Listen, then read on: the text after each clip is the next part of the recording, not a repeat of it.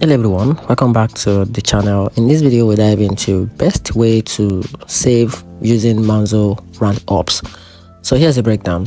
Monzo Roundup makes everything feel effortless by rounding up each card purchase to the nearest pounds and putting the spare change into a savings pot.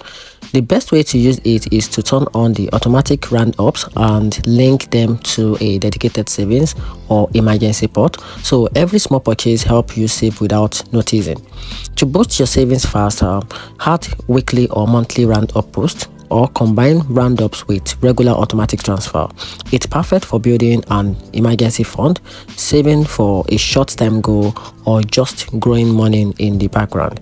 If this actually helped you, like the video, subscribe for more easy saving tips, and comment what you are saving your roundups for. And that's it.